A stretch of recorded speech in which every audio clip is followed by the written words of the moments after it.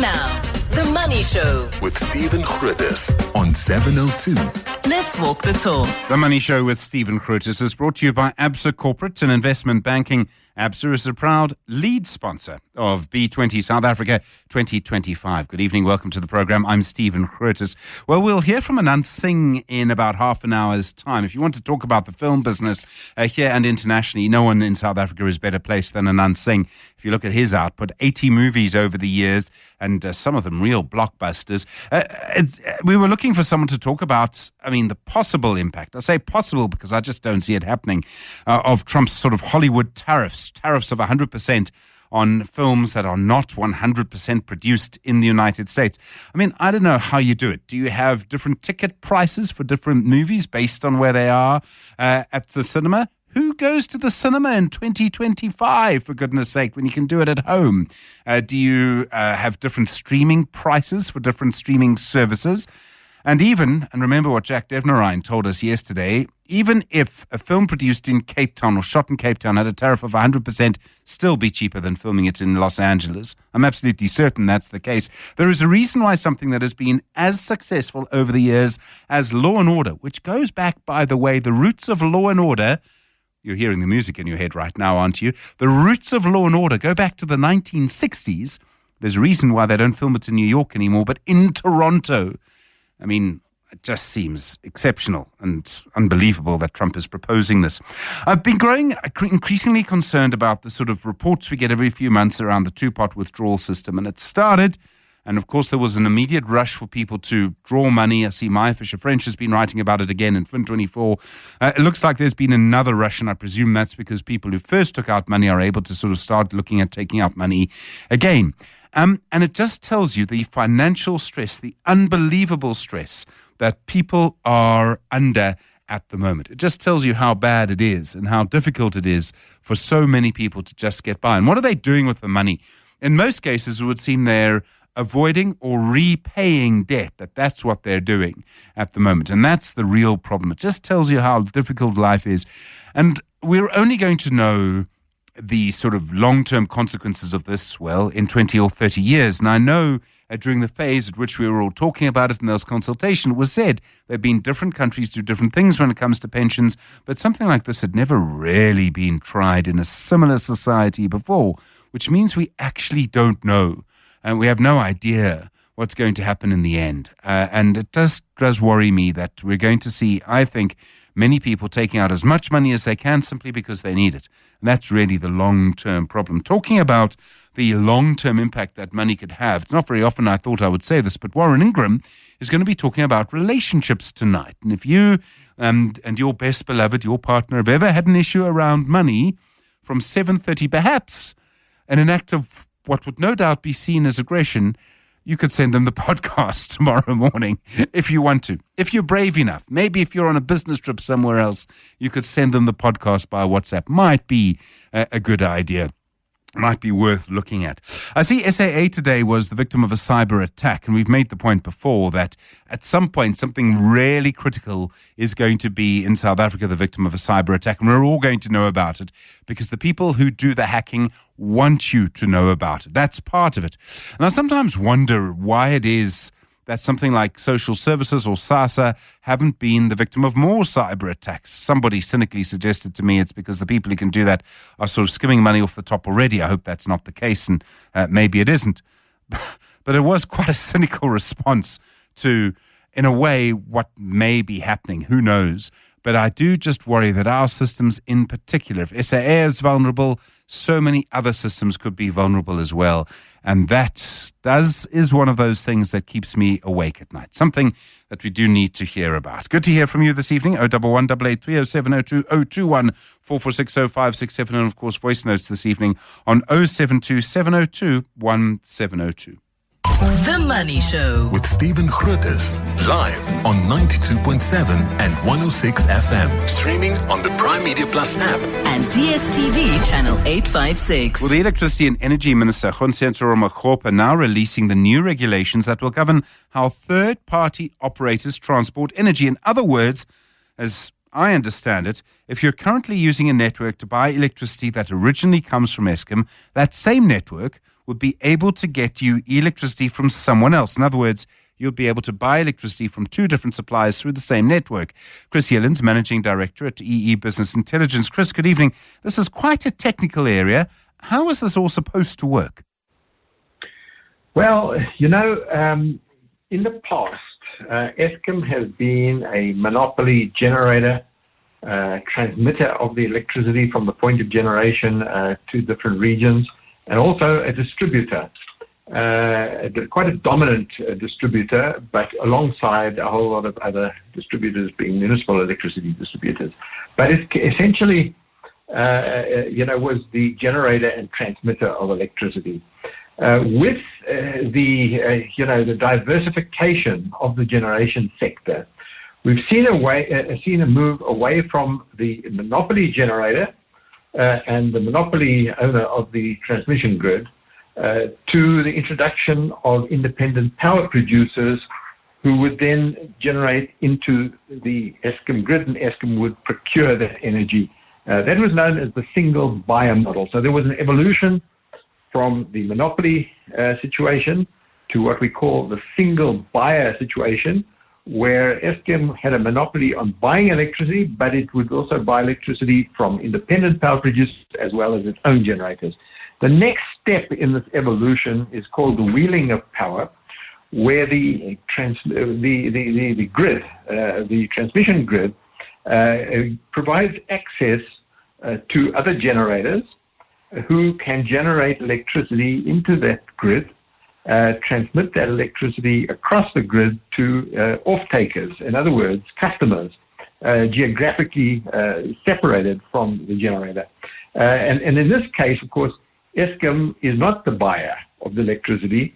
The customer buys electricity from the generator and uses the transmission grid as a transportation vehicle to transport the electricity from the point of generation, which is usually an independent power producer, to the point of consumption, which could be a large industry. And that is called traditional wheeling. And then there's been a further evolution to what we call virtual wheeling, which enables a generator to generate into the grid, or multiple generators generate into the grid, wheel the electricity across the grid, across the Eskom network, into the municipal networks, to customers embedded within the municipal distribution networks. And a new product has been launched by Eskom called virtual wheeling, which enables this process of transporting electricity across the Eskom network, across the municipal network, to customers embedded in the municipal network or within the Eskom network itself. Okay, that's a very cogent explanation. Thank you. Does it matter?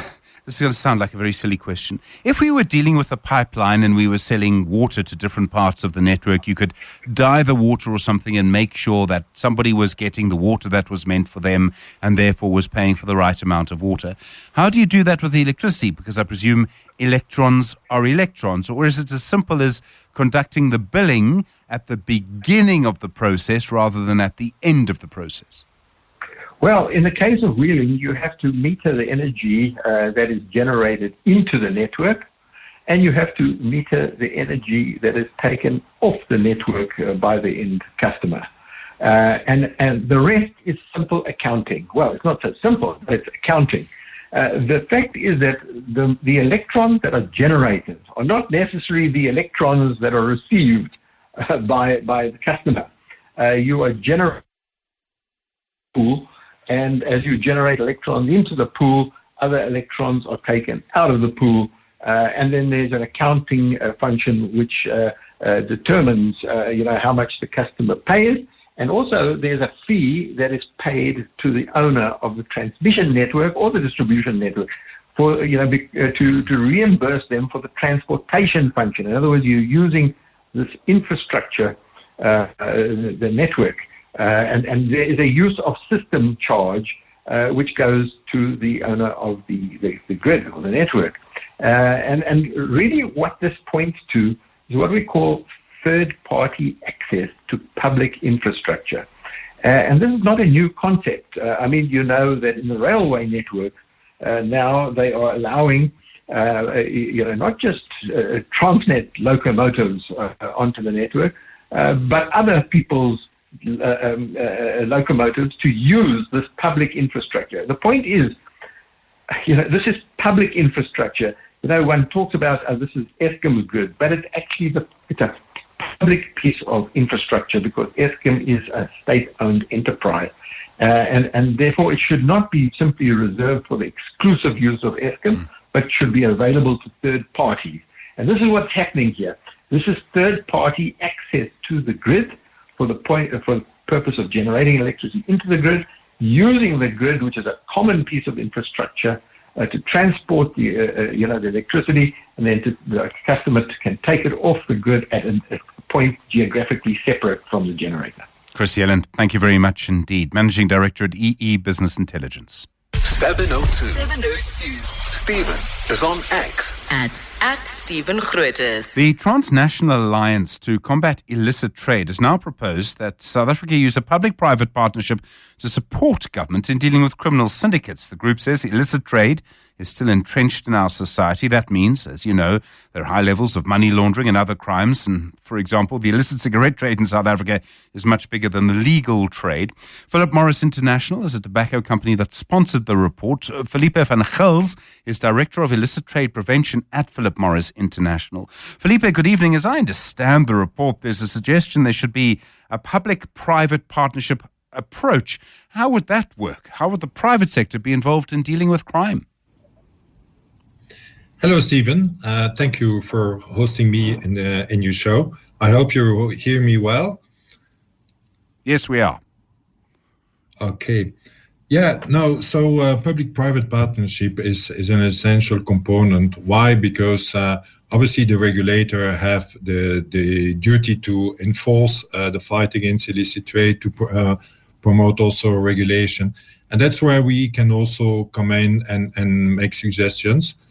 Share the intelligence, share our experience on an international level.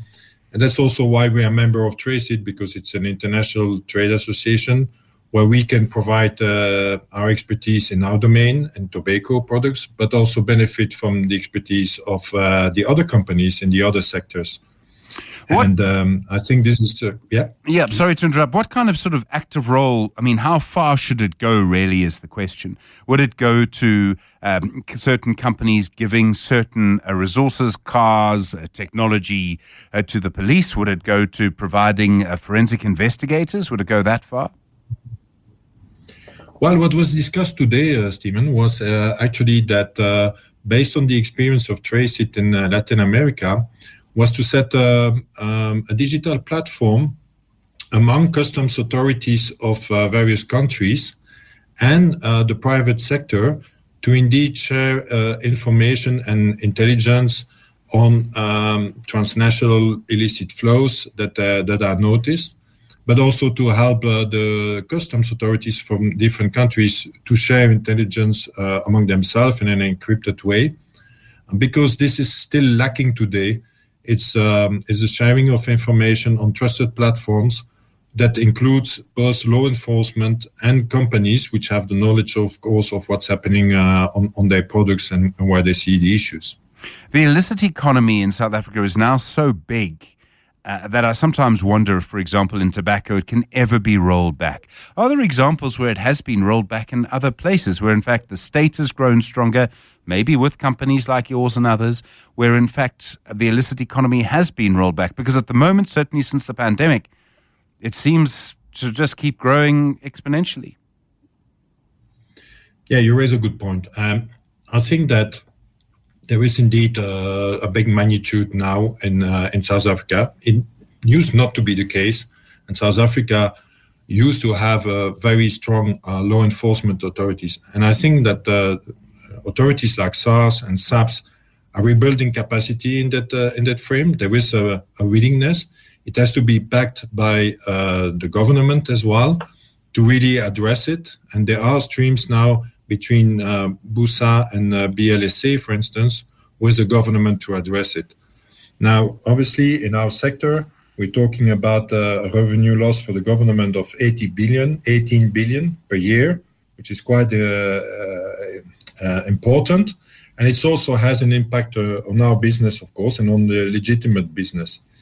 And I think what we try to also do is to make recommendation on policy and regulation.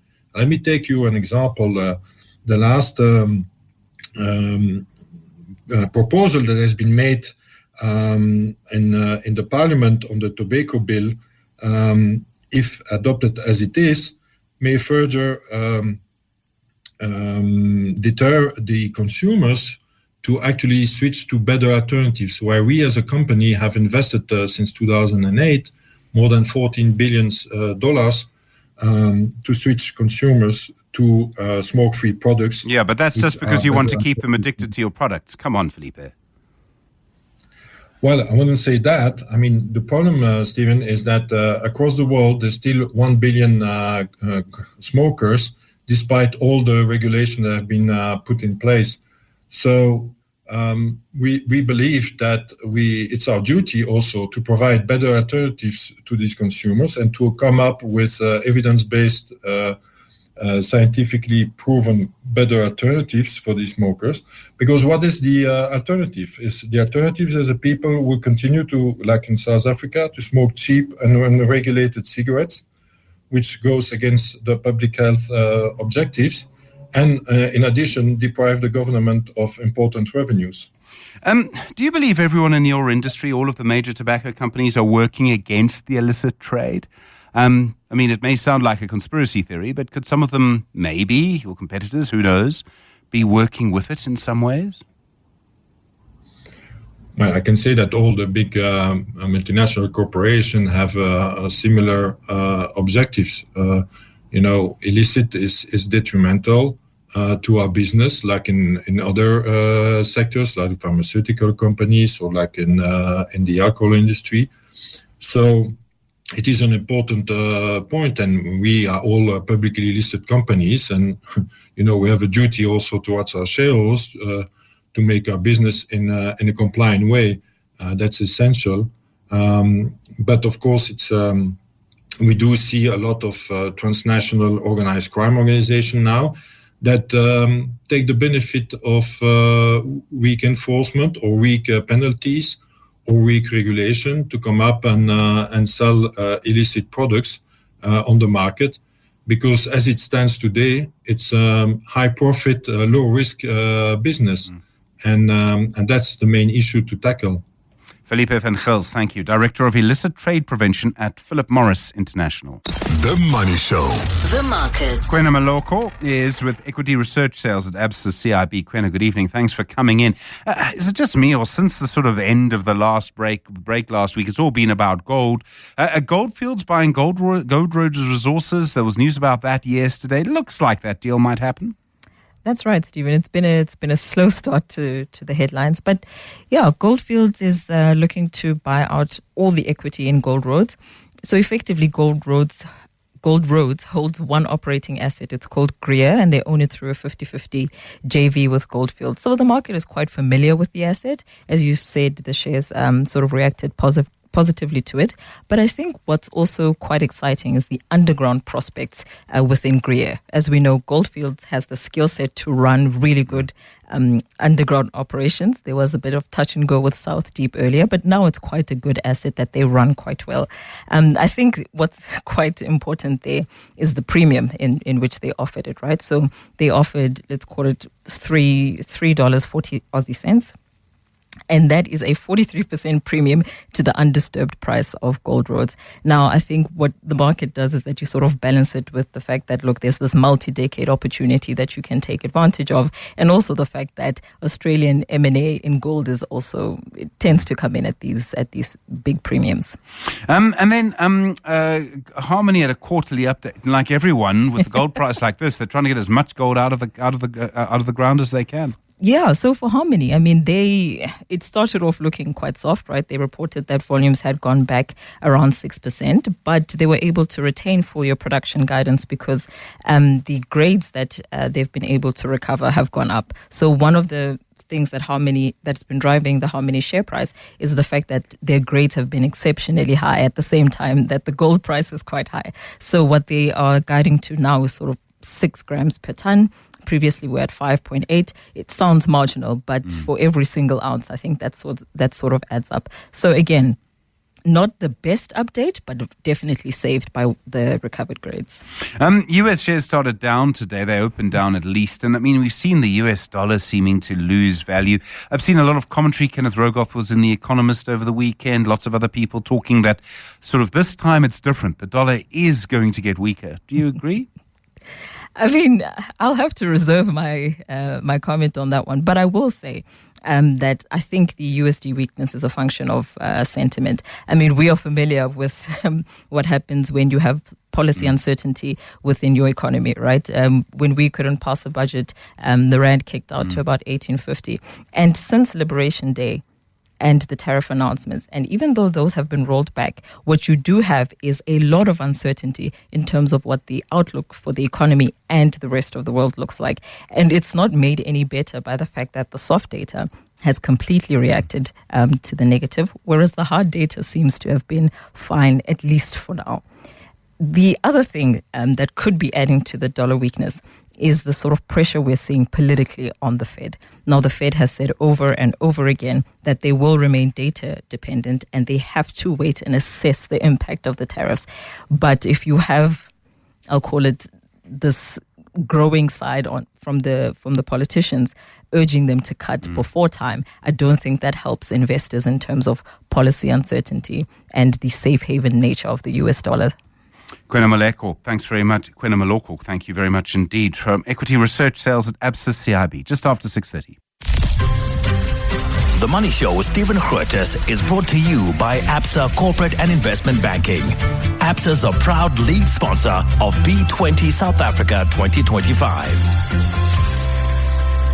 Good to hear from you this evening on 011 883 0702 and 021 4460 567. Well, you would have heard yesterday on The Money Show about the plans by the US President Donald Trump to impose a 100% tariff on all movies that are shown in the US but not filmed there.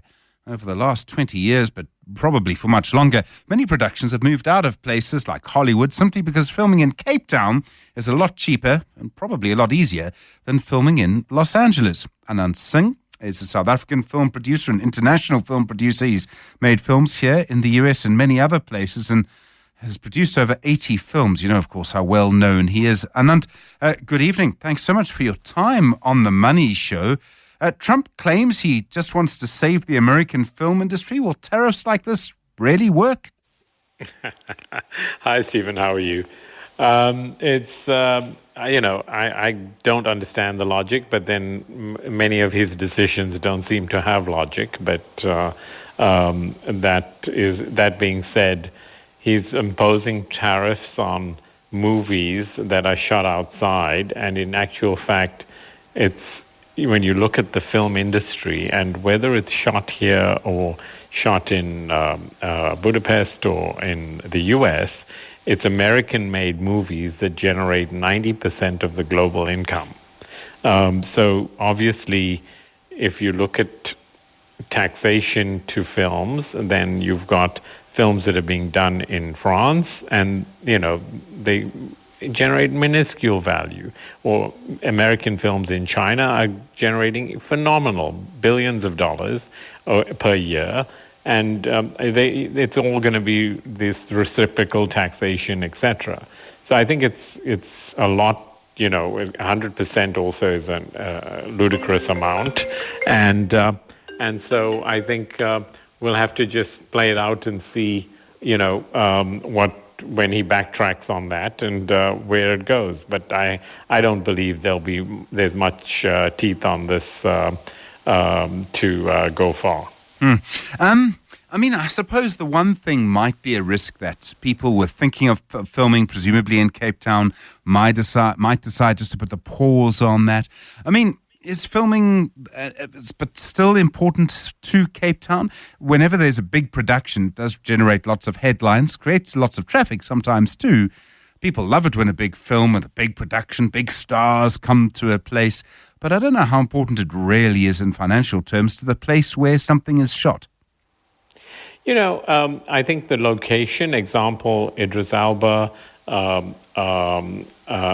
Cynthia Erivo, We're here with Viola Davis a few weeks ago, shooting in Cape Town, and the locations, the technical, the exchange rate, all the things that make good reasons to make movies in South Africa, and you tick those boxes, so people like to work here.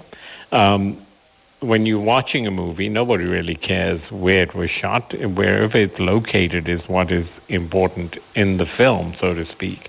People don't say, oh, well, that was shot in South Africa, I'm going to see it, or it was shot in France or wherever. It's about the story. And so ultimately, what is also crazy is that a lot of these films, like Children of Love and Bone, which is the film I just mentioned, is an American production, but shot in South Africa. So then, is he going to tax his own productions? Who knows? It's interesting to see how the sort of in the English world, in the English-speaking film world, at least, things have changed. So films and television rarely were filmed for a long time in Hollywood. There was, I suppose, Pinewood in the UK. Is there a sort of race to the bottom? Whoever is the cheapest wins, or whoever is the prettiest and cheapest wins, and maybe that's one of Cape Town's big attractions? Well, I think prettiest, cheapest are factors, but I think the bigger factors are creative, technical expertise, and the talents that are local. So if you go, as an example, Malta or Greece have good cost, value, etc., but you got to take everyone there. So you're going to end up bringing 100 people, etc. Whereas if you come to South Africa, you can get all your crews, all your actors, everyone here has a degree of talent that is probably better than in the top 3 of the world, is where we sit. So that is hugely beneficial to any production. And I think those are the assets. And it's clear that big studios and streaming services, Amazon, Netflix, are doing enormous productions. I mean, Netflix, I think, have one show here that's $200-300 million budget. Now, that's the total budget, but the shoot budget was probably $20 or $30 million of that. And that's they're happy to do it here, because if they did it anywhere else, it would be double that. So those economies of scale are vital. And the health of the movie industry as opposed to the television industry. I mean, in a streaming era, movies, do they still compete against something of the television quality of, say, Yellowstone or our own production Unseen, which is big on Netflix at the moment? I mean, the pilot episode, the first episode of Yellowstone was a movie. It was an hour and a half. Yeah. I mean, that's quite a big thing to compete against. Yes, and I think what's happening is you finding, like Apple as an example, is the streaming service. They financed Napoleon. Now, Napoleon went out in movie theaters, and then it goes out on streaming in a longer form version. So, those things are happening more and more. There's the experience of watching a movie in a theater is vital, from a standpoint of what you get and what you pay for.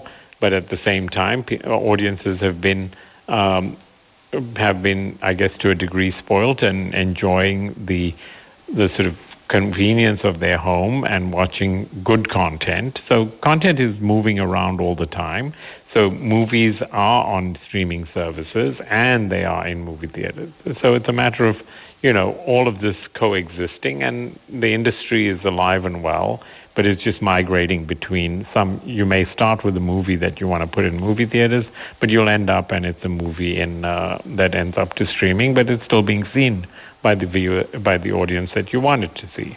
Anat Singh, thank you so much. Really appreciate the time. South African film producer, of course, with an immense reputation in the industry. 7 minutes to 7. 7:02. Stephen is on the Money Show. 6 to 8 p.m. Well, in the High Court in Tshwane today, the start of an application led primarily by the DA to have part of the Employment Equity Amendment Act declared unconstitutional. The DA claims the Labour Department is trying to impose national and provincial quotas on people who can be employed by companies with more than 50 workers. The Labour Department denies that. Says it's not trying to impose quotas. The ANC has slammed the DA, saying it's trying to stop transformation. Poke Massimo is a Labour law specialist on the line now to us from Limpopo. Poke, good evening and thanks for your time. As I understand the law on this, and there have been plenty of challenges to legislation like this in the past, often there are some key words, and I think one of them may be quotas. And the Constitutional Court has said quotas cannot be imposed, but targets and other measures can be. Is that going to be important in this case? Well, it seems to me, and good evening, Stephen, and to your listeners, it seems to me that it probably does not necessarily turn around quota or targets, because the legislation does use the term numerical targets, not quotas. The real issue in this case is the fact that the minister, that is the Minister of Employment and Labour, now determines the numerical targets, because prior to the amendment, the employers would prepare the employment equity plans, and they will set out in their plans the numerical goals that they intended to achieve over the specified period. Now, the minister determines what that number is, and the employer must then comply by ensuring that it reaches the numerical target within the prescribed period. And that is really what the issue is all about.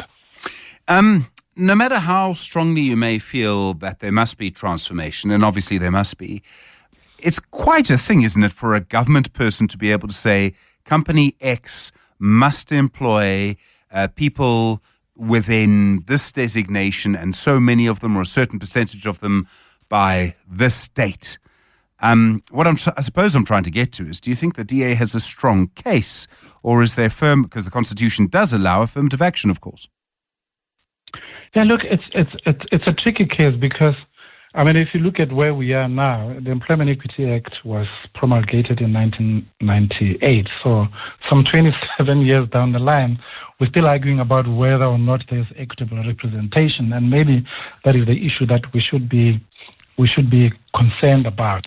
But whether the court will take a particular view here may depend, because if you look at way back in 2023 already, Stephen, the then minister had published draft regulations which set out the 5 different sectors where the targets are to apply, and where the employer is required to make a choice between using either national demographics or using provincial or regional demographics, or rather provincial demographics. And that is what employers, I guess, have been able to do voluntarily prior to the amendment, but what they will now have to do as a matter of compulsion under the amended Act. I think if the idea is to succeed, probably the issue will be whether the minister has too much power, because he or she is the one who determines the number. Now, if you look at the sectors, I mean, we already have a case, I'm not sure whether you are aware of it, which is not related directly to this, but it's got to do with law firms, for example, who complain that they're unable to reach a specified level of having more than 35 or 50% black partners. So already there is a challenge in relation to the legal profession, which deals with a situation where targets are set and which are deemed to be either unreasonable or not achievable, depending on the reason which may be given. And I think it's going to be the same thing if you look at the draft regulations which the minister published, because they set all sorts of different types of targets for males, for females, national, provincial, and I think it's just going to be really, really difficult to determine whether that number is reasonable or not.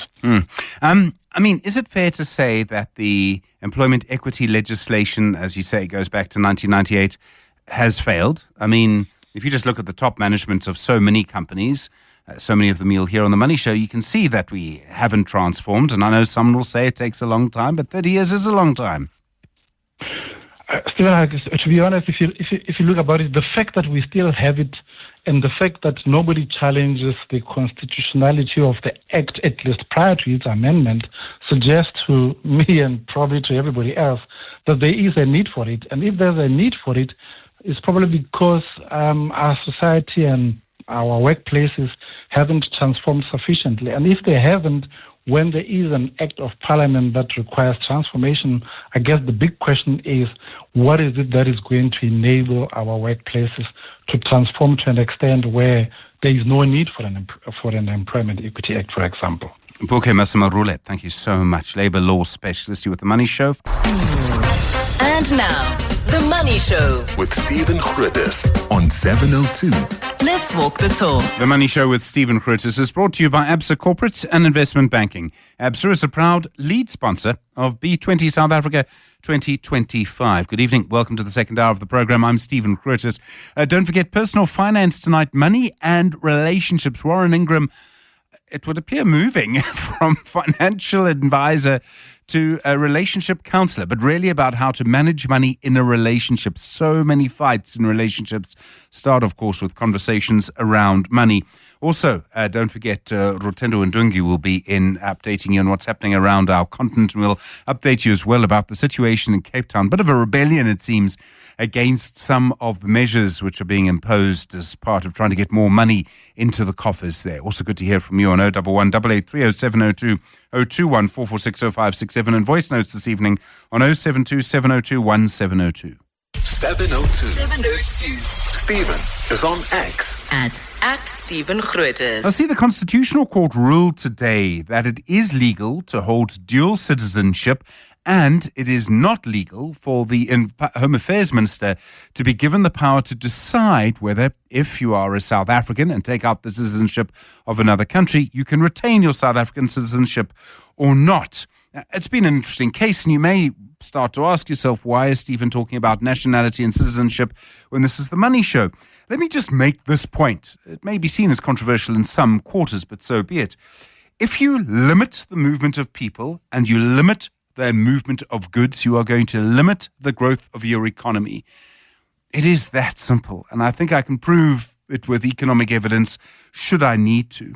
76% of countries now allow some form of dual citizenship. That's 76% of countries. If there are about 220 or so countries and territories around the world, we're looking at around 140 countries that allow it. And the fact is that you can argue about nationalism and countries and nation states all we like. We can try and define what is South African, what is German, what is Namibian, how you define someone from Botswana, for example. In the end, the more movement of people and the more movement of goods, the more economic growth there'll be. And I think that goes back to the very beginnings of humanity. Where did humanity begin? Where is the cradle of humankind? It's about 50 kilometers from where I'm speaking right now in Gauteng, just on the border of Gauteng. The point I'm trying to make is that if that's where humanity started, imagine how small the economy would be if it hadn't moved. And I suspect that we're about to see a very big lesson in what happens when you limit the movement of people and you limit the movement of goods. And if you want to know where to look to see this lesson, look to the United States.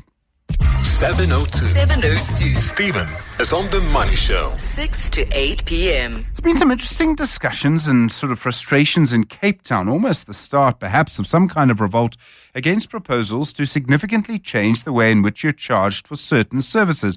People there have been organizing petitions. They say they can't afford the increased charges. The city itself says the charges are not necessarily that significant. If you consider what's happening in so many other cities where services and roads are falling apart, I wonder if something may be stirring here. Rob Hutchinson is the founder of the not-for-profit platform Dear South Africa. Rob, good evening. You've been looking at this. You've been speaking to people. You've been writing about it yourself. What kind of reaction have you seen from people in Cape Town to these proposals to increase rates? It does look like people are very angry. Yes, in fact it does, Stephen. People are incredibly angry. The main concern is a drastic increase in rates and other services based on property value, which we see some residents paying up to 20%, some even up to 30% more than they are currently paying, which is a major problem for many residents in the city of Cape Town. It's I think moving it over to a property value-based system might be rather questionable. There's as a lot of people have been staying in properties for many, many years, their rates have, their property values have gone up, and also because the city themselves do the valuations of the properties. And it's really easy for the city to overvalue properties. We've seen that in the past on many, many, many occasions. And when you're determining the rate of your ratepayers' properties, it's easy to get more money in that way. So I can understand from that point of view why the City of Cape Town has gone this route. It's normal for people to not want to pay more. I mean, that happens every single budget cycle in councils. Does this feel different to you? Are people more angry? I mean, is it not just the amounts? Is there something else going on? Far more angry than previously. I've been running the public participation on the rates increases for a number of years now, and I've never seen such a response in this manner before. And I think it's because the city had introduced almost like covert tariffs, additional tariffs for additional services such as the cleaning service and citywide cleaning services and so on, and also the fixed rates now, which really it changes the entire structure, and also the public's response to it. It's people are seeing, as I said, I've been seeing a drastic increase. So if that phases in maybe slowly over time, or fixed charges on certain items and then phase a whole lot in, perhaps that would have eased the pressure on people and also the response. But changing it so drastically from one year to the next has caused a lot of uproar. Rob Hutchinson, thank you, founder of the not-for-profit platform Dear South Africa. Listening to that, Dr. Kagiso Poe, a public policy specialist at the Wits School of Governance. KG, good evening. We've seen this frustration in Cape Town. I suppose you could argue that in many suburbs in Cape Town, not everywhere, at least many services work. In Joburg and Tshwane, hardly anything seems to work. I do wonder if we're going to see a lot more frustration from residents in those places. No, most likely, but I think the key issue will be, as you said, especially when you make the distinction between Joburg and, let's say, Cape Town, is at least in Joburg, people's basic, what they're paying for currently, people are complaining that they're not seeing their rates and taxes go there. And I think what the City of Cape Town is doing risks probably opening up a Pandora's box for other municipalities, because the key issue here is how the designation of this being a new tax, which almost it's not been done before, and my worry would be, look, if this were to go through, because this is going to go through to it's going to go through to the courts, what would that do to municipalities that are already struggling? They're going to probably see this as an additional revenue-generating entity, which is not supposed to be the case. I think you would have to be a very brave person in Joburg or Tshwane to propose a big rate increase now. I can't help but feel that we're almost on the cusp of something we almost saw in eThekwini and did for a few months, where people just refuse to pay. Illegal, but they'll do it anyway because they're so frustrated. Well, I think the reason why it might go in this direction is to say municipalities always, and this is quite new what the City of Cape Town is doing, because they're even going to try to stretch the definition of what is a municipal service, because this is just it's a whole new tax altogether, like I'm saying, by simply saying a cleaning tax. What other municipalities might see is to say, listen, we're struggling to be able to just to get the basics, even if people don't want to pay. Let's put more, because remember, the state has almost got a limitless amount of legal revenues. You and I, as a citizen, don't have that. We can be blacklisted, and they can go through other avenues. So the reason I think it might get uptake in other places is they might just see this as the ability to put more pressure on citizens to put more money into the coffers, even when they know that they're not given the basic service. The whole issue around this, in eThekwini, what happened, if I remember it correctly, was there was a budget, there wasn't proper consultation, residents refused to pay in certain areas. In the end, the city blinked. I think they were under pressure from the sort of national ANC, though, and they sort of revisited part of it, and there were public meetings, and the mayor was eventually removed. I can't help but feel that while we do have local government elections in sort of less than 2 years, this is going to become a big part of that. And this might be one thing that would encourage people to vote, the idea that if you don't vote, you will pay more for nothing. Yes, but I think, again, the uniqueness of Cape Town is I think they've got quite a high rate of people paying their rates and taxes. I mean, it does pay to be in that beautiful city.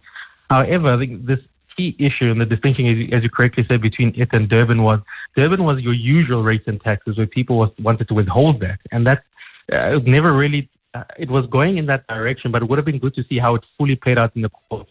So it was almost like a question mark.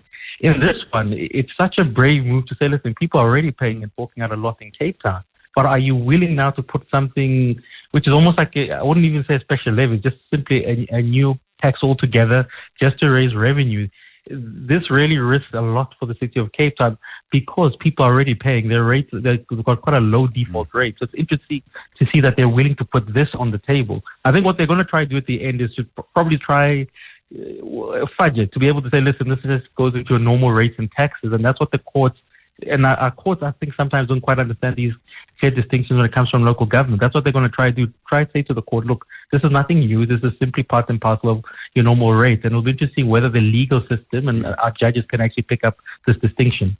Dr. Kahiso Poe, really appreciate the time. Thank you. Public Policy Specialist with the Wits School of Governance. Rob Hutchinson is at Dear South Africa. The Money Show. With Stephen Grootes, live on 92.7 and 106 FM. Streaming on the Prime Media Plus app. And DSTV channel 856. Well, time, of course, to hear from Dr. Rotendo Hundingwi with Africa Focus, founding director at Tribe Africa Advisory and author of the book Rumble in the Jungle Reloaded. Rotendo, good evening to you. It does look like some African distillers are trying to make a name for the global market, and it's a crowded market out there.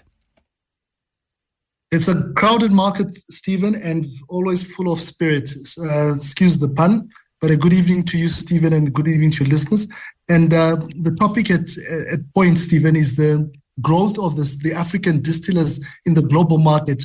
And there are 2 or 3 key players that stick out. So from Nigeria, there's a traditional brew. Actually comes from palm wine, and you can call it the original moonshine of Nigeria. It's called Ogoro Goro, but it's branded as Pedro and has been successfully exported not only to Europe, but to the USA and making some significant inroads. And what the article was highlighting, Stephen, is the growth of African products that were formerly obviously just focused on the local product market and going globally. In Ghana, the same product is called Akateshe, and a bottle of this spirit in the global market, Stephen, is selling for plus or minus $80, which is about 1,400 rand. The global spirit industry, Stephen, is probably standing at about 152 billion and growing by 6% compound annual growth rate on a year-to-year. The African contribution is still small, but what we're seeing is a massive increase of growth. I think the quantities of African distillers exporting the global market in terms of volume is 4%, but the actual value is 20%. So you can see in terms of value to cost or value to selling price is quite high. And I think another thing that has been highlighted, what's contributed to this growth as well, is you've got a diaspora that is asking for the demand, but they're also exporting it as like Pedro, for example, which is a Nigerian brand, is also popular in Ghana. Zimbabwe has also got a local brand, is the culture of experience. So that experience and that brand, and obviously the most important thing is the taste, is making a significant difference and growing this market. So quite a nice story there. The French President Emmanuel Macron, he's been in Madagascar. It did seem that France's influence in Africa was on the decline. Is he trying to counter that? Yeah, so it looks like that's where it is. And that's the funny thing about Africa. I mean, obviously, we know what's happening in Burkina Faso with Traoré and the inroads he's making with regards to localizing the economy, and hopefully long-term, the changes that are imminent will come to play in a constructive way for the people and for the economy. But France has diverted its attention to Madagascar. Madagascar is a small country, Stephen, probably about GDP of about 16 billion and a population of about 31 million. But they've partnered up for a specific project for power called the Volobé hydropower project, the hydro dam project. France, or the investment arm of France, which is obviously backed by the government, has taken a stake of 37.5%. They've teamed up with a Pan-African company called Axion, which is taking the other 37.5%. And then the remaining 25% is the AFDB. So I think the approach is changing. There seems to be more collaboration with African continental stakeholders, but they are making similar investments also in India and China. But definitely France is still playing in the African market. I think they're changing their approach, and hopefully this will also result in a better socio-economic model. But it's also a space to watch in a situation like this, Stephen. A lot of talk in this sort of aid community about a lack of money. USAID, of course, is not giving him money anymore. That means that there's a lot of competition for the money that's left. And yet there was a big fund from the Gates, a big fund, including the Gates Foundation, launched this week. Yeah, and I wish I was as wealthy as Bill Gates, because he has a lot of money. I don't know where he gets it from. Maybe it's from all the Microsoft 365 you and I use, Stephen. But he gets another $1 every time you press Control Alt and Delete. That's indeed true. But coming back to your point, Stephen, is that as you know, in 2024, there was about USAID invested about $12.7 billion US. So, and obviously with Trump 2.0, all of that has sort of been diverted in this year. So it's going to significantly drop, and there's going to be an impact on that. But the Gates Foundation has injected $500 million US towards projects that are specifically to help the quality of life and save lives for babies and mothers. They claim that the approach they're using now is different in terms of what was traditionally used before, because we know the big story with aid in Africa was always how it was implemented and the long-term results. Dambisa Moyo, one of the leading economists in New York, actually did a whole paper around that was highly recommended. But they claim that the approach is going to be different. For me, the most important thing is, does it solve the problem? Yes, it does, in terms of saving lives and people. It's expected 300,000 mothers and newborn babies by 2030 will be saved by this. And long-term, 34 million mothers and babies will have a better quality of life. They pledge an additional $100 million US towards this. Look, if you look at the statistics in Africa, and I always say at a very high level, the World Health recommendation of ratio of doctor and patients is 1:1,000. Current in Africa, it's 1:10,000. So there is a gap from a healthcare perspective. Any help will do. The question is, it has to be sustainable. And hopefully this Gates Foundation investment will take us that way. And then Egypt and its private sector, and it's got a very big state sector. I think the army is quite involved in the economy too, if I understand it correctly.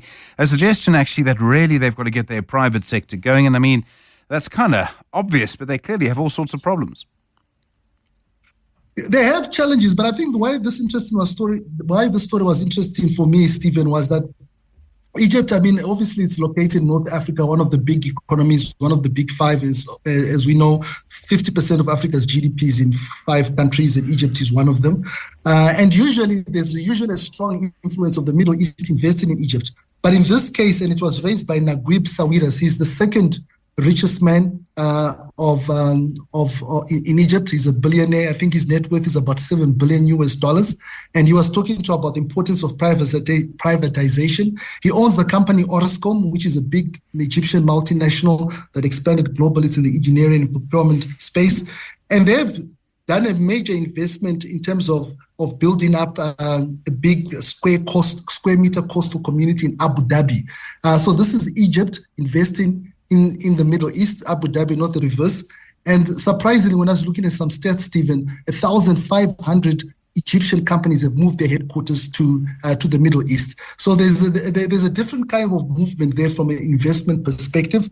His brother, who's the richest man in Egypt, and his name is Naguib, he's also invested in the Middle East. So as much as Egypt is attracting opportunities and obviously going through challenges, they are seeing that Egypt is doing well, but they're saying for them to expand and scale, they need to move to the Middle East because obviously of the ecosystem that exists there. Dr. Rotendo Ndwingi, thanks very much indeed. Founding Director at Tribe Africa Advisory, author of the book Rumble in the Jungle Reloaded. Fascinating to see people sort of realizing the importance of the private sector. But Egypt, as we know, has had long-running problems, of course, things that are really quite difficult. In a few moments, we'll be hearing from Warren Ingram, money and relationships, how to manage your money in a relationship. If you're brave, maybe you should send the podcast to your partner tomorrow. It's just gone 7:30. The Money Show. Personal Finance with Warren Ingram. Warren Ingram, you're very brave. Good evening. You're going to be talking about not just money, but relationships and money. I don't know. Clearly, bravery pills are on big supply in your house. I've been taught everything I know by my wife, Stephen. So I can, if I say what she says, I'll be fine. I know the feeling. But on a serious note, I mean, it's often known, and people who've been in relationships will know this, and it's often said by relationship counselors and people in that game, in that world, that one of the things two people in a relationship fight about is money. And often it's the consistent source of friction in a relationship. It's incredibly serious and can even define relationships for some people. You're absolutely right, and it's one of those things where, because the way we interact with money is so closely linked to the way we were brought up, and some deep sort of emotional drivers around how we feel about ourselves and how we express our emotions to others. It's one of those things that it can be hugely harmful. It can obviously be a source of joy as well if handled correctly, but it is something that, you know, when you either starting a relationship or you are in one, it's something that requires proper planning, proper conversations, and it's I often find when talking to couples, they don't really have a game plan for how they each deal with money, how they deal with money collectively, and very often all they do is fight about it without actually having a proper conversation. And I think, you know, communication here as so much with relationships, you know, communication can help a lot if you do it correctly. I suppose also, I mean, is it as simple as saying that one person in the relationship will be a saver and not want to spend money, and the other person will want to be a spender? I mean, is that too simplistic? But isn't that really the basis of these arguments?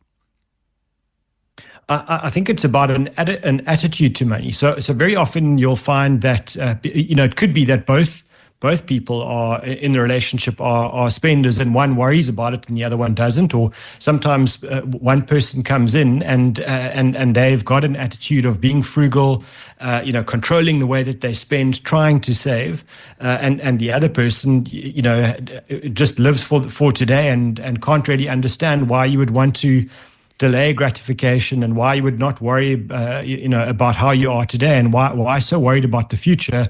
And you know, if those are kind of the ways that you go in, you know, it's one of those areas. I think when you start as a couple, you need to firstly get into the relationship, and then very soon start to talk about this stuff and start to share your attitudes to money and maybe how you grew up with money, and then start to make some decisions as a collective about what are we going to do, and how do we get comfortable with our differences, and then what are the things that we can do together, and how do we find some commonality. And I think the one that worries me a lot is often the debt situation. You know, it's amazing how many times people could be in very serious relationships, you know, I mean, sometimes a marriage, but sometimes, you know, getting engaged, and one party's got an enormous amount of credit card debt or personal loans, and they haven't actually discussed that with their partner. And the frugal partner arrives in a relationship like that with a healthy, you know, a positive bank balance and a positive asset balance, and gets married to someone who's got a negative balance, and that is just not a way to start a relationship, but that's a reality. A lot of people are in that position. Yeah, no, it's interesting. I mean, it also tests the limits of your honesty, doesn't it? I mean, I think that's one of the things that can happen. Is there something else, though, within this, that someone might think they're a saver, but they're actually a spender, and it's their partner who first tells them that, and that's immediately going to be a cause of friction? Very few people are going to identify as spenders, by the way. I think it's a little bit about honesty, because if you say you're a saver, it's an easy thing to prove. You kind of sit down and you say, okay, well, you know, as we're now in a serious relationship, let's start to agree some financial goals, and if this is where we want to go, the only way we get somewhere is we need to start at the beginning. This is where we are today, and so here's my bank balance, here's my investment accounts, you know, this is what I earn, and this is what I spend, and as you can see, there's a difference. I'm spending less than I'm earning, and where does that money go? It's going into these savings. Please share with me what you're doing, and right there is the evidence. You know, I think if you think you're not a spender, but you have more money than you have month, then that's not true. You are a spender. It's not a value judgment. Some people might be in a position where life has happened and things have gone wrong for them and they just can't get by. But I guess honestly, so sometimes it's not just that people are dishonest; it's that they're not even looking in the mirror and understanding the position they're in. That they can't even face it themselves. And often, Stephen, it's a huge source of shame. That people are arriving in a relationship with debt, and it could be debt that's caused by friends or family. It's not necessarily something that they've caused themselves, but they are ashamed and now they've got to expose that to their partner and then kick off a relationship where they are together. So it's complex and messy, but I think disclosure and transparency, starting with yourself and then your partner, is key in something like this. 011 883 0702 021 446 0567. Your questions for Warren Ingram this evening. We're talking about personal finance, money, and relationships. Warren, there must be several things that automatically lead to tension in a relationship, and I'm sure one of them is, especially when you start a relationship, and even later in life, someone will come knocking on the door, a friend, a family member, and they will ask one of the partners, "Can I please borrow money from you?" And after a time, that money that is being lent, it's not just your money, it's the family's money or it's the relationship's money. And yet we all have obligations to people and we feel we must lend to them. Yeah, that pressure is enormous, and in a country like ours where there's so many people who are first generation in the formal sector, earning money, where their parents or grandparents or siblings, etc., might be, living in the informal sector of South Africa and really desperate, for help. The pressure is really on. And so there will be that conversation from time to time, and it's not just in that first generation of people moving into the formally employed. It could be people that are third or fourth generation where they've got friends or family knocking on the door and asking for help. And so it's certainly, for me, it's one of those things that does cause conflict and often a lot of resentment, because one person will be working incredibly hard to try and save for their children's education and to pay off the family home, and what they see is money going out to family that might not be theirs, and it could be to support parents or it could be to support siblings, etc. And they feel a sense of unfairness. Why is our own children suffering or potentially suffering at the expense of other people, and shouldn't we be looking after our kids first? So it's one of those things that family and friends, they can be a great support network, but in a money sense, they could be adding a lot of pressure. And again, then it's a question of do you not love and respect my family, and they're in trouble, and why don't you care? So you're right, Stephen. It's a tricky one. So sometimes it's very rare, I suppose, that people go into a relationship where they both come from the same financial background. Well, maybe they do, but it is probably going to be. It's quite common in some ways that you're going to have someone who's richer than someone else. It may be about income. It may be about the families that come from. It may even be to an extent sort of income right now in terms of career stage. How do you manage that? And I mean, history is full of examples where one partner was studying while the other was working, for example. And maybe just added to that is, very often, women will take a big step backwards in their careers when they have children. They go on maternity leave, and sometimes the decision is made that they stay at home with the children for the first year or two of the child's life, and so their earning ability is then limited for that time. And when they go back into the workplace, they are 1 or 2 years behind from an earning point of view where they were. And very often, and not pointing fingers here, not to start a gender debate, but equally that when the child needs to be collected from school because they're sick, it tends to be mom rather than dad. And so that difference in earning, could be around education, could be purely gender-based, etc. And it changes the power balance in a relationship where one partner is earning more and the other one's earning less.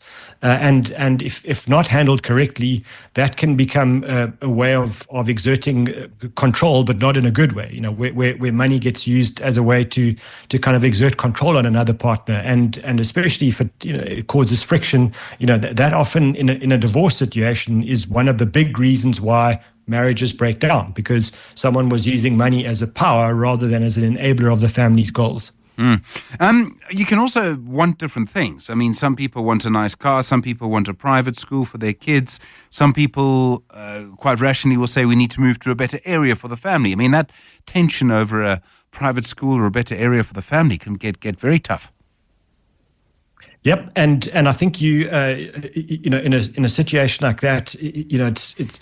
I mean, can you imagine that lots of people are in this position? But can you imagine being that one parent to say, our family simply cannot afford to put our kids in the private school that you think is better. We need to make another plan, and that gets almost an emotional situation. Do you not love our children, etc. So it is very tricky, and cars for me is such an interesting one. Where a lot of people, and I'm making men out to be the bad guys here. It's not true, but a lot of men will prefer to drive a nice fancy car, and maybe the wife doesn't feel the same, and would rather that they spend more money paying down the bond, and then it's a sort of a resentment that we can't have nice things or something like that. And I'm not belittling it. This happens day after day in many relationships around South Africa, and again it's one of those things where. An alignment of goals would help a lot, to say, yes, it's nice to have a nice car, that we would all like that, but actually much more important to pay down our bond and to put our kids in the best school we can afford without putting the family into debt we can't recover from. And very often, I've said it on the show before, but putting your family into financial duress so that your child can go to private school is not a gift to the child, because the entire family operates under enormous pressure then. And that's something that will impact the child. So you're not helping them by putting them in a position like that. We're speaking to Warren Ingram this evening. Personal finance, relationship advice too, how to manage money and relationships. Tebogo's got in touch asking, how should I maximize my tax-free savings account investment before investing in a retirement annuity? Very interesting question, Tebogo. We'll have an answer for you in a moment. The Money Show with Stephen Grootes is brought to you by Absa Corporate and Investment Banking. Absa is a proud lead sponsor of B20 South Africa 2025. The Money Show. Personal finance with Warren Ingram. And Warren, Tebogo's question, should I maximize my tax-free savings account investment before investing in a retirement annuity? Is that a good idea? I think it's one of those things that you shouldn't box yourself in. You can certainly do both, and that would be my suggestion to Tebogo, is you take a portion of your money and you put in your retirement fund. Just as a reminder there, you get a nice tax break from SARS, and they give us so little free stuff. We should take everything we can. And one of these is a tax break on our contributions to our retirement fund. And then the money grows inside your retirement annuity tax-free until the point when you need to take the money out as a pension, as an income. That tax-free growth and the tax break are very significant. And now with the two-pot system, if things go wrong, you can access a portion of your money over your career. So I like retirement funds, and I think we shouldn't disregard them. At the same time, tax-free savings accounts, they're not supposed to be short-term savings vehicles. They are meant to be for the long term, but they are accessible if something does happen and something big happens, and you can access the money. So if your funds are limited, and that pretty much describes all of us, then consider taking a portion of your money and putting in the tax-free, and a portion of your money and putting in the RA. And every year, if your income increases, then try and increase those contributions until you've maxed out your tax-free, because it works out to 3,000 Rand a month or 36,000 Rand a year. You can't do more than that. So then get to the point where you maximize, but don't disregard your RA entirely. I don't think that makes sense. It's interesting, of course, to follow all of this. I mean, one of the things you want to do is try and reduce conflict in your relationship. Does establishing financial boundaries help? I mean, I've found having meetings about it and saying, this half hour on a Saturday, we're going to have a finance meeting, and actually have the meeting. That's very responsible of you, Stephen. I think that's the point. Is that this is this is the where the rubber meets the road. The crux of the issue is, set aside some time. Potentially both of you on your own can sit down and say, what are the goals that are most important to me? What are the 2 or 3 things that I think absolutely have to do, and then what are the nice to haves, and then see between the two of you, when you then match that, can you find some common goals that are critical to you, things that you believe in deeply, and those should become the priority for both of you. And remember, it's not about sacrificing, because you're looking at something. This is incredibly important to both of you. This is the thing you prioritize, and the other things get onto the to-do list for the future. And I think that sort of communication is key, and finding commonality is key, and then being very honest. Some people are just not comfortable to share all of their money with their partner, and kind of putting everything together and not having something for themselves. And that's not wrong. It's a case of being able to say, the relationship's important, our shared goals are important, but what I'm going to do is I need some money that I allocate for myself, and that's just money that I can use on a discretionary basis. We'll agree the amount, or we agree the percentage, but I'm not going to sit down and ask you every day if I can please spend 50 Rand on whatever it is. We're going to agree that we each have a discretionary amount, and we allocate that to family, if that's what we want to do, or to things that we need to do. And I think, understanding that communication, it does give you the freedom then sometimes to say, no, we agree these things. These are the things that are important to both of us. But that means that there are some things that we need to set aside. No, you can't buy a new car right now. And it's not me saying that. That's the goal we agreed. No, I don't want to share everything. I want you to have the freedom to give some money to your family if that's what you want to do. And I want the freedom to do that as well. So if you can find agreement on the big goals and the big purchases, and then give each person some scope to allocate money to the things that they believe in that you might not believe, as long as that amount, that discretionary amount, doesn't derail the family and doesn't derail both of you as a unit, you should make peace with that. We are coming into these things as individuals. Yes, we're a couple. Yes, we've got shared goals, but all of us need some independence, and money. There's a concern I have is often around control. That relationships break down later in life because one person just feels so controlled and has no financial independence in a relationship. You should have joint goals and then individual goals, and everyone should feel comfortable that is how we operate. I think there's a feeling that if you say no to money, you're saying no to the relationship. You need to be quite clear what is no and what is yes, and how one is about money and one is about the relationship. Yeah, and I think we spoke a bit earlier about loans as well and lending, and I think this applies as well.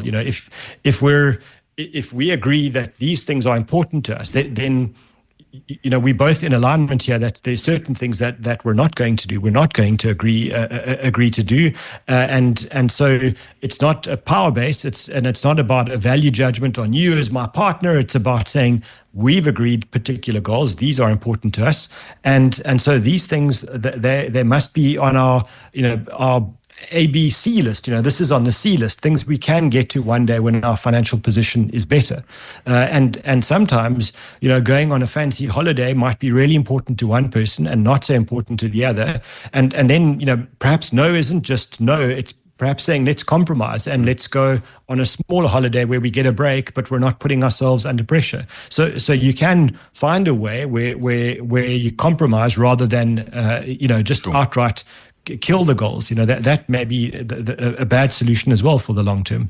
Warren Ingram, thank you so much. Really appreciate it. Co-founder of Galileo Capital. If you're brave, send the podcast to your partner tomorrow morning. The Money Show with Stephen Grootes is brought to you by ABSA Corporate and Investment Banking. ABSA is a proud lead sponsor of B20 South Africa 2025. Well, thank you for being with us on The Money Show tonight. We, of course, will be back with you tomorrow. Plenty to come between now and then. Good evening. It's 8 o'clock.